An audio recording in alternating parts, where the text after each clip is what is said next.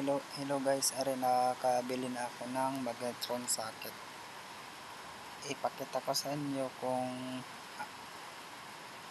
ano nga ba ang sira. Yan, goods yan guys. Yan ang bago kong biling magnetron socket.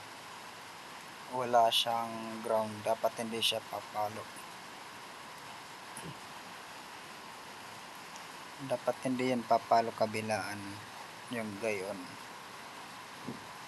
Yun, walang palo. Dapat hindi siya papalo guys.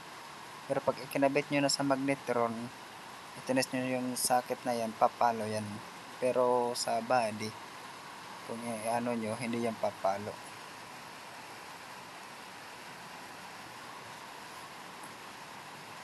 Yan ang sira guys. Yan o, pumapalo guys. Pumapalo siya. Tinis ko kabilaan o. Bagay on, hindi papalo. Pero pag sa body, pumapalo siya. Yun.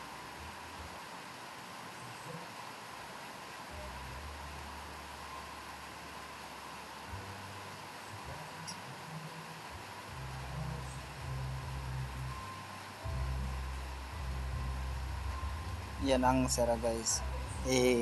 Kakabit ko na sa magnetron guys.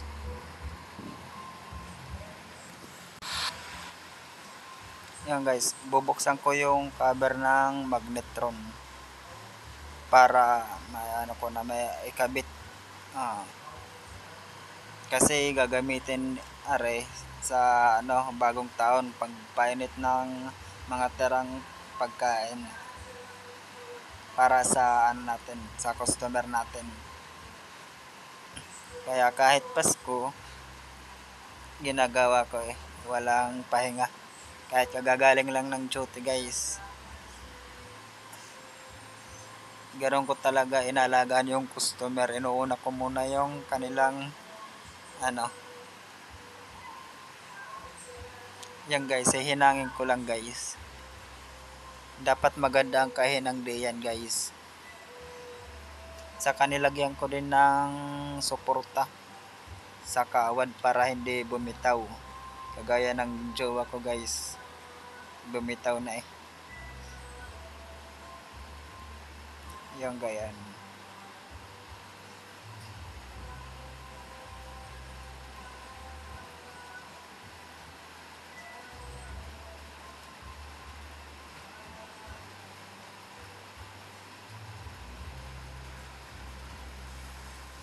Yan, ihinangin nyo lang kabilaan.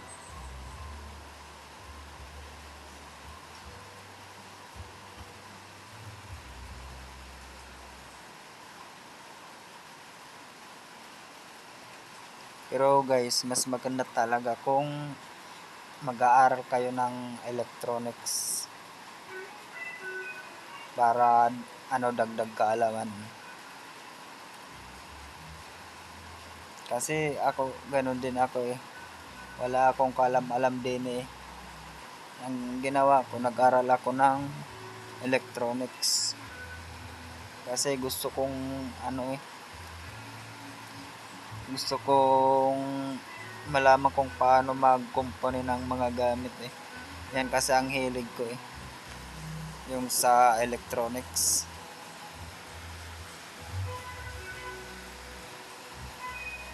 Kasi ngayon ang mahal ng pagpagawa Kaya mas maganda talaga kung madami kang alam. Hindi ka na magpapagawa sa iba. Yan guys, okay na guys. Ikabit ko na yung magnetron socket. Ayusin ko lang yung pagkakalagay para maganda-ganda tingnan. Ayun guys, okay na. Saka ibabalik ko yung cover na pagkatapos. Saka natin, titesterin natin. Dapat ilalagay natin sa continuity. or sa buzzer. Basta continuity, yan ang ano, nakatapat sa continuity. Yan ang tinuturo ko. Test ko. Wala, may ano siya guys, may palo sa kabilaan. Gayon may palo siya. Kaya kasi nakaibit ko na sa magnetron. Pero pag sa body guys, yung gaya ano, hindi siya papalo. Pag pumalo yung guys, ibig sabihin sira na yan. May leak na. Yung guys, okay na guys. Saka babalik ko na yung cover.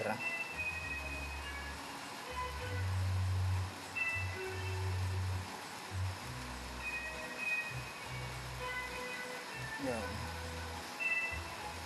Ipitin nyo lang guys yan. Saka okay na.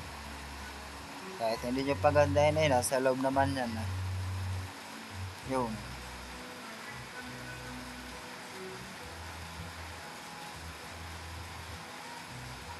Yun guys, okay na. Ikakabit ko na lang sa microwave.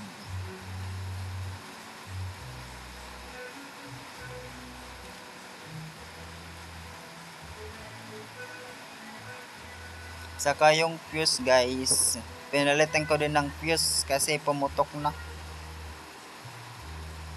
Yun, kakabit ko na yung fuse. Yung dalawang ano na yan. Yung dalawang wire na yan. Ipitin ko lang kasi medyo maluwang. Hindi pumapasok ang fuse. Napakalete. Yan, ipapasok ko lang din yan.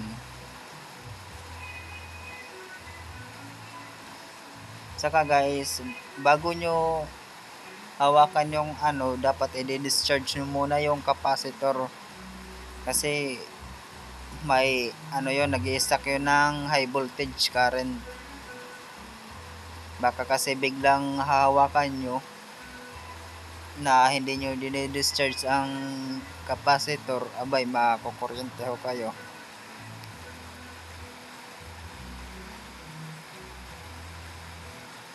Kasi guys, high voltage yan.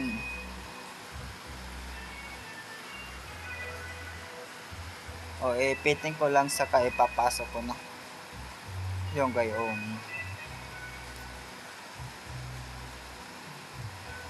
Dapat dahan-dahan lang ang pag-ipit para hindi mayupi masyado. O yung gayon.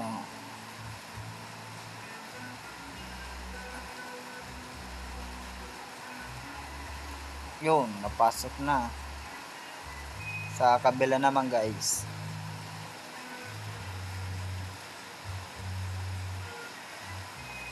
Yung kanyang cover, yung sa fuse. Ipitin ko lang kasi medyo din maluwang yung sa kabila eh. Oh, medyo maluwang eh.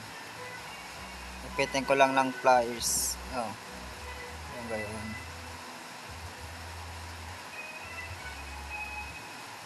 Matigas eh.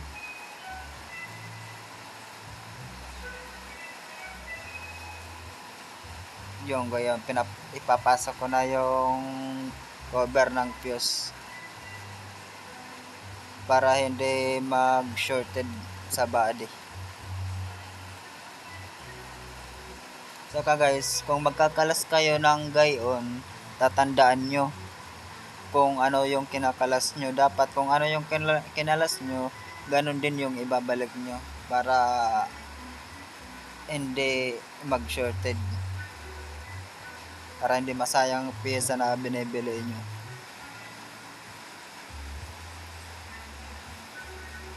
Saka ang susunod yung magnetron. Yang hawak ko na yan, magnetron yan guys. Siya yung nagpapainit.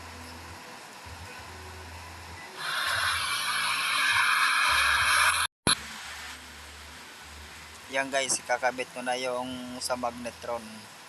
Dapat dahan-dahan lang yung pagkakabit para walang matama ang ibang pyesa.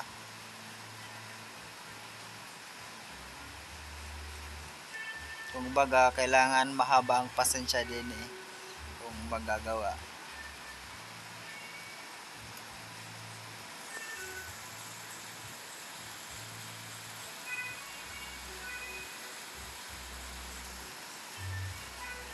Pagkatapos diyan, susubukan natin kung okay na ba yung gawa natin.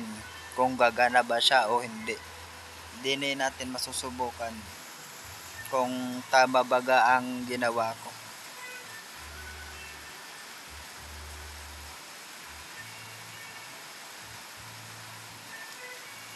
Pero guys, alam nyo, share ko lang ito.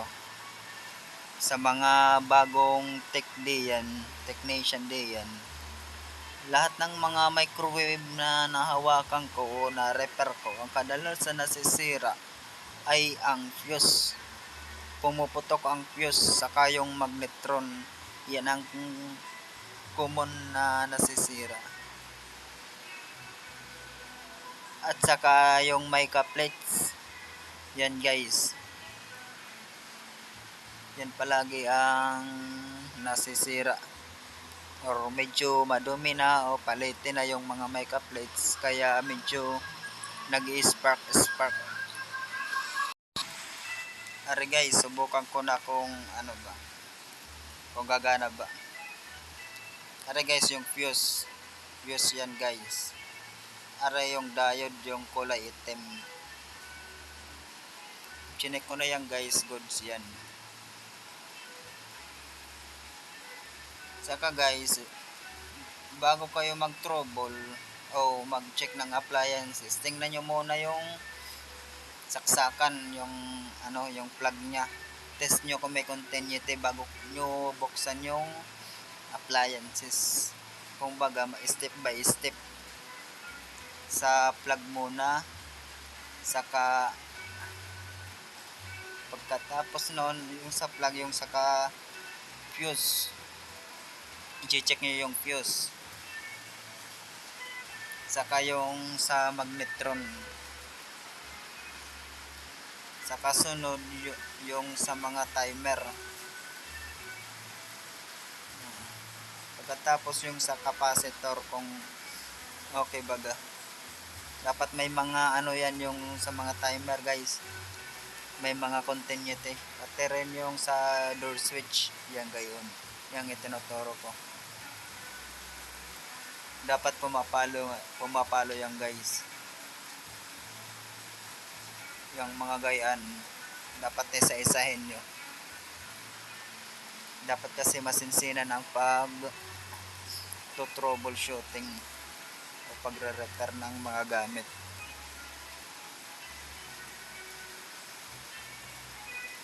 Yung gayon.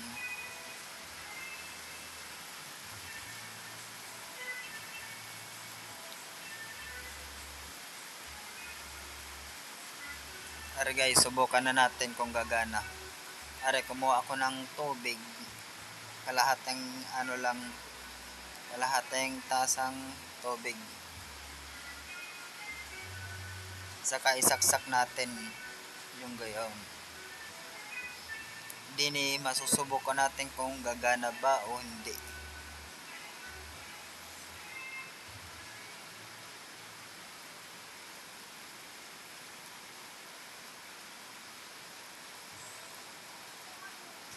Saka bubuksan natin yung microwave.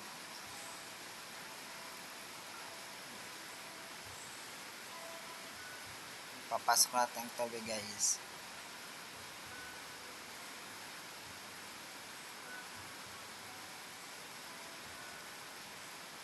Saka i-on ko na guys. Siset ko yung timer kahit mga ano lang 5 minutes o 3 minutes lang ata yun eh. Yun guys, umiikot na guys.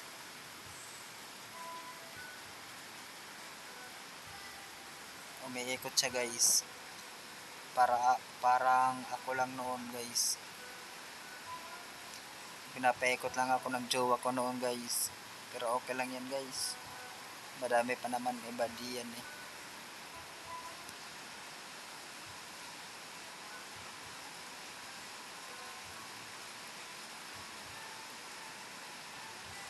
Dapat guys, wag nyo nga hawakan yung diyan. Yan, tinututok ko sa camera. Kasi napaka high voltage yan guys. Yan, Yung gayon yung lalo na yung capacitor, napakasakit yung guys pag nakukuryente kayo.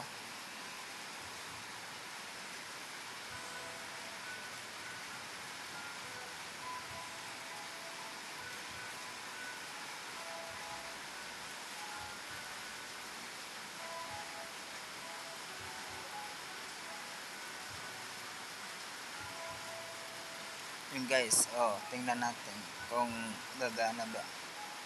Yun, umusok, ang init.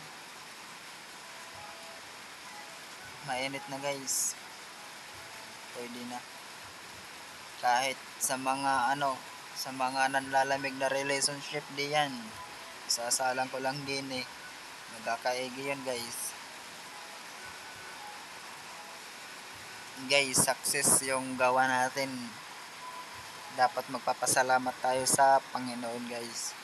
Sa ano, sa kaalaman na binigay niya sa atin.